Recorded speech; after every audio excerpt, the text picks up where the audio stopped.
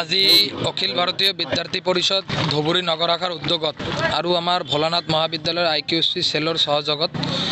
আৰু ৰাষ্ট্ৰীয় কলা মঞ্চৰ সহযোগত প্ৰথমবাৰৰ বাবে আমাৰ ধুবুৰী ভোলানাথ মহাবিদ্যালয় প্ৰেক্ষাগৃহত আমাৰ 7 দিনীয়া যি বিহু কৰ্মশালা বিহু নাচ আৰু ঢোল বাদনৰ যি কৰ্মশালা আছিল তাৰে আজি আমাৰ অন্তিম দিনৰ প্ৰদৰ্শনী কাৰ্যক্ৰম যে আমি এই 7 দিনত কি শিকিলো 7 দিনত তো বিহু শিকা নাযায় তথাপি 7 দিনত আমি বিহু কৰ্মশালাত কি শিকিলো হেইটোৰে আজি আমাৰ এই গৰিপুৰ ফিল্ডত প্ৰদৰ্শনী হৈ আছে যত আমাৰ বিভিন্ন আমাৰ অতিথিবৃন্দসকল উপস্থিত আছে লগতে আমাৰ যিমানখিনি ছাত্ৰ ছাত্ৰীসকলে এই কেইদিনত বিহু প্ৰশিক্ষণ শিবিৰটো শিকিছিল তাৰে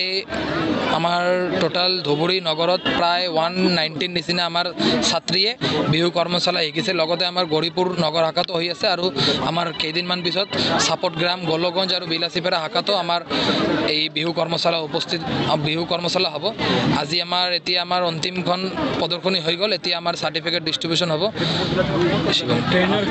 আমাৰ আজিৰ মুখ্য প্ৰশিক্ষক ৰূপম শৰ্মা ডাঙৰীয়া তেখেতক আমি ধন্যবাদ জ্ঞাপন দিব বিচাৰিছো যে তেখেতে ইমান সময় উলিয়াই বিদ্যাৰ্থী পৰিষদৰ বাবে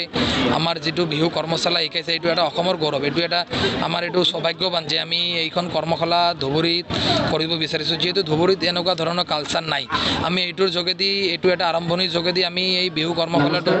যোগেদি আমি এটো আৰম্ভ কৰিব বিচাৰিছো যে আমাৰ বিহু কৰ্মশালাটো আগন্তুক দিনতো আমি কৰিব পাৰো হেইটোৰে আজি আমাৰ উদ্দেশ্য যে আমি বিহুটো আৰু ওপৰলৈ লৈ যাব পাৰো এনেতে ওপৰত আছে আৰু ওপৰলৈ লৈ যোৱাৰ বাবে আমি এই কৰ্মশালা কৰিছো